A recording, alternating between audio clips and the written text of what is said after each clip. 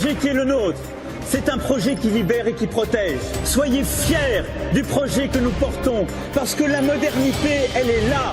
Je suis le candidat du travail.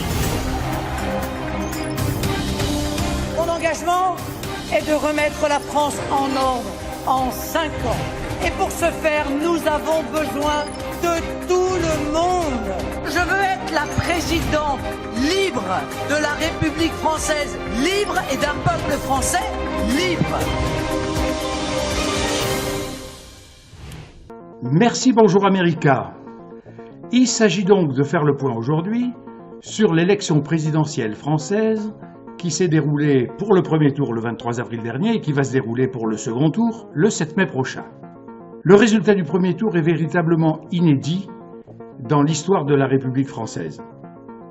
Pour la première fois, les deux partis au gouvernement depuis une soixantaine d'années ont été éliminés du premier tour. Et laissent en présence au second tour l'extrême droite et un nouveau parti dont on ne sait rien,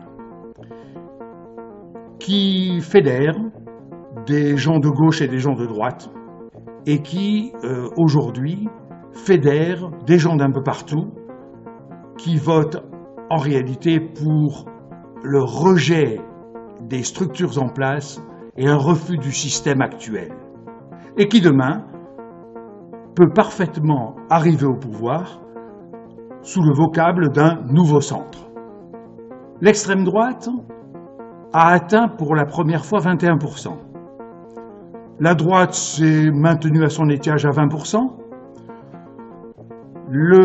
L'extrême gauche est parvenue à 19%, tandis que le Parti socialiste était dynamité avec 6,5%.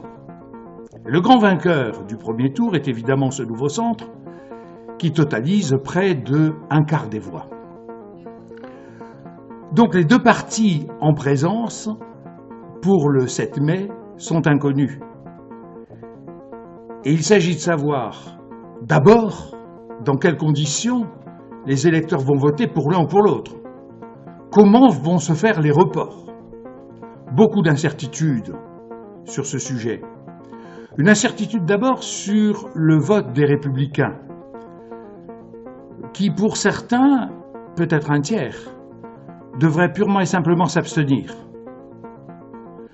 qui pour un certain nombre, non négligeable, pourrait voter pour le Front National dans la mesure où ces électeurs estiment que le candidat du nouveau centre n'est que le continuateur de la politique suivie par le précédent président de la République, qui n'a même pas pu se présenter puisqu'il était discrédité dans le pays.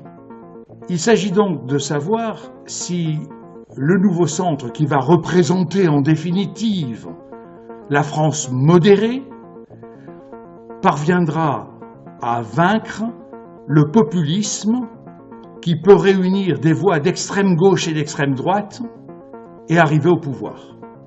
Voilà donc un pays qui est aujourd'hui coupé en 4 sections quasiment égales, avec, en plus de tout ça, des structures totalement éclatées. Comment les choses vont-elles se passer? Nul ne le sait, évidemment. Mais ce que nous savons, c'est que dans l'hypothèse où l'extrême droite arriverait au pouvoir, c'est la fin de l'Europe, la fin de l'euro et la fermeture des frontières.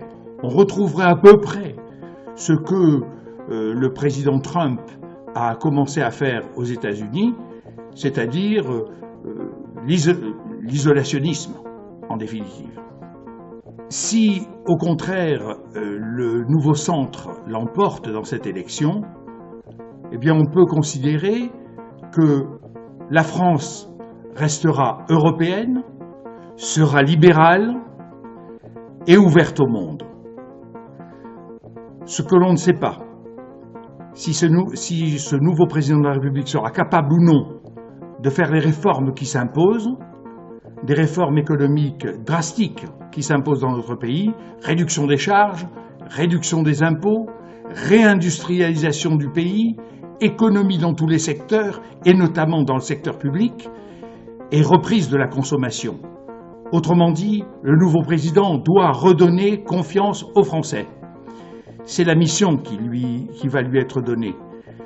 Si le président ne donne pas confiance aux Français, on peut être assuré que dans les 5 ans qui viennent, le Front National continuera à progresser dans l'électorat et qu'il parviendra sans difficulté à prendre le pouvoir en 2022. Autrement dit, ce sera l'aventure pour la France qui perdra définitivement son statut de grande puissance. Est-ce que ce nouveau président de la République sera à la fois le président de la République libérale que l'on peut attendre et un président de la République sociale qui ne mettra pas les grévistes dans la rue et qui ne risquera pas d'enflammer le pays, car c'est encore un risque aujourd'hui avec la puissance de l'extrême gauche et la puissance de l'extrême droite.